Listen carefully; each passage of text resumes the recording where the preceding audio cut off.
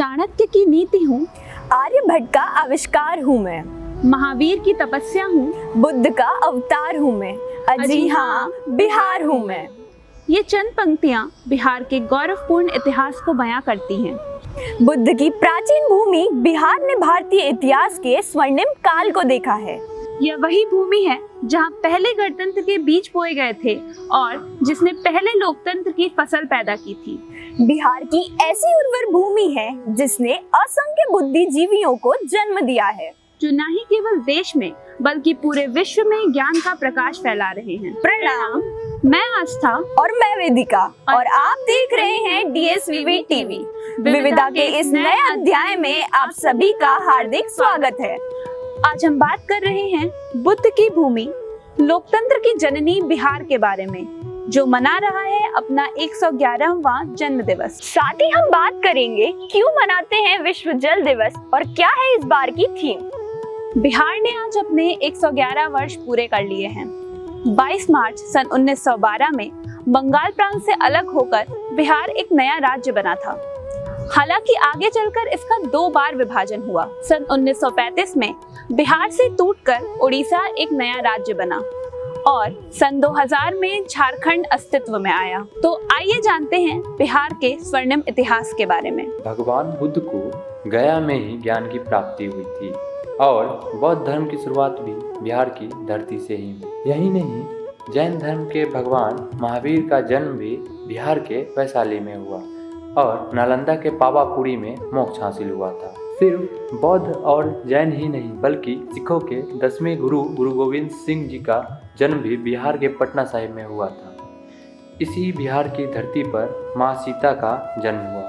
बिहार के सीतामढ़ी में आज भी सीता जी का जन्म स्थान है, जहाँ एक भव्य मंदिर है। देश का सबसे पुराना हिंदू मंदिर माँ मुंडेश्वरी भी बिहार के कैमूर जिले में है।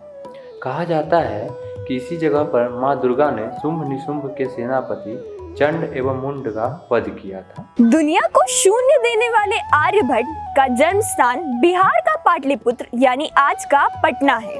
ज्ञान का क्षेत्र रहा नालंदा विश्वविद्यालय भी यहीं पर स्थित है। साथ ही बिहार को वाल्मीकि आश्रम के लिए भी जाना जाता है। कहते हैं कि रामायण के रचयिता महर्षि वाल्मीकि ने इसी आश्रम में अपना कुछ समय बिताया था। उनके नाम पर ही इस जगह का नाम भी वाल्मीकि नगर पड़ा। आज के बिहार के पश्चिमी चंपारण जिले का यह हिस्सा है। आज योग के लिए भले ही हरिद्वार ऋषिकेश का नाम सबसे पहले आता है, लेकिन विश्व के पहली योग विश्वविद्यालय का गौरव भी बिहार के पास ही है।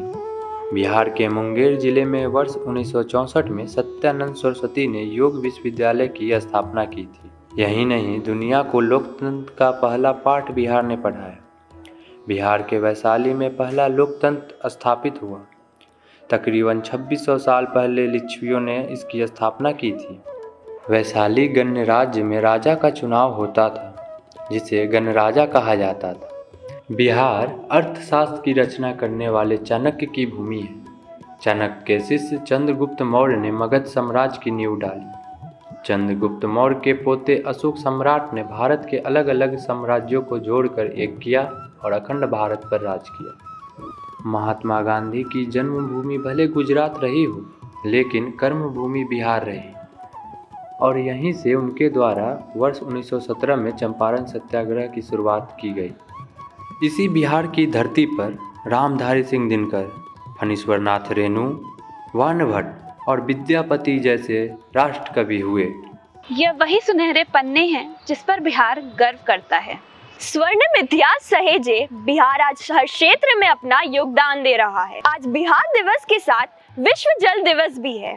बिहार सरकार द्वारा जल जीवन हरियाली कार्यक्रम भी चलाया जा रहा है। इसी संदर्भ में आज हम जानेंगे क्यों मनाते हैं विश्व जल दिवस और क्या है इसका उद्देश्य। हर साल विश्व जल दिवस 22 मार्च को मनाया जाता है।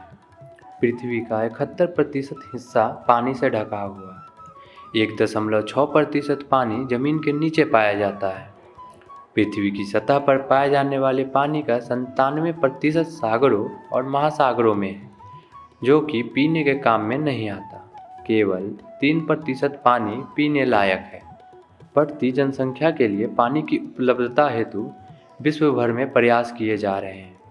विश्व जल दिवस का उद्देश्य दुनिया के सभी देशों में स्वच्छ और सुरक्षित जल को सभी लोगों तक पहुंचाने के साथ साथ जल के संरक्षण पर भी ध्यान देना है।